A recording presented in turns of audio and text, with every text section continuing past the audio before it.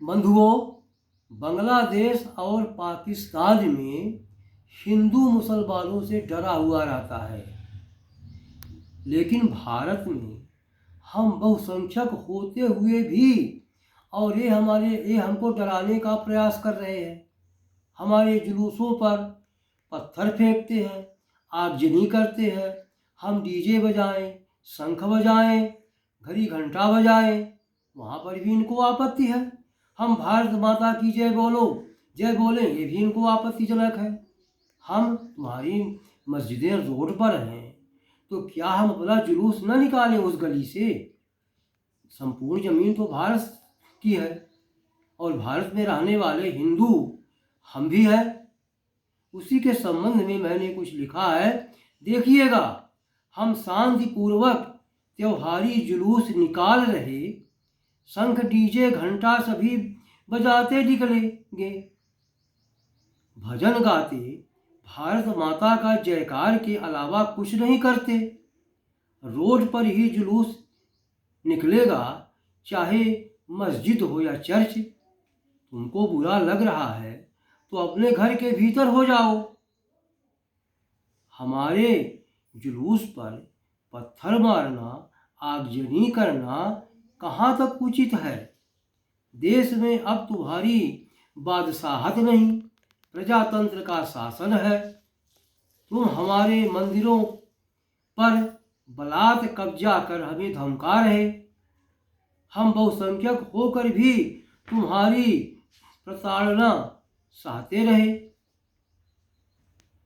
भारत देश में तो भारत माता की जय सुनना ही पड़ेगा।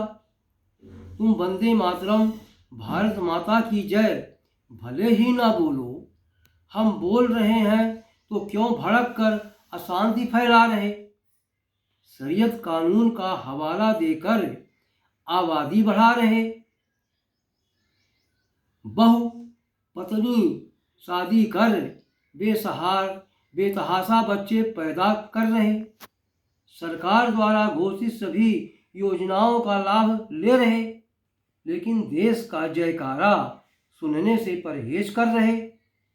देश की जमीन अपनी बताकर वक्फ संशोधन पर हल्ला कर रहे। तुम्हारे शासक तो भारत की जमीन पर शासन कर रहे थे, फिर हमारे देश की संपत्ति दान करने का उनको हक नहीं? यदि तुमको मुस्लिम देश अपनी जमीन वक्फ कर दें तो वह तुम्हारी हो सकती है, लेकिन भारत की जमीन तुम्हारी नहीं है। हमारे सत्ता लोलुप, वोट लोलुप नेताओं ने वक्फ बोर्ड बनाया, लेकिन सनातन बोर्ड बनाने में रुचि नहीं दिखाया। देश की बहुसंख्यक हिंदू को ठगते रहे, तुम्हें माला माल कर बलात् कब्जा करने की छूट देते रहे। भैया, अब हिंदू जाग गया। तुम्हारी कट्टरपंथी चाल भारत देश में अब चलने वाली नहीं। सुधर जाओ, देश की मुख्य धारा में आओ, जहर मत उगलो, अन्यथा तुम्हारा देश में रहना मुश्किल हो जाएगा। जय हिंद, जय भारत।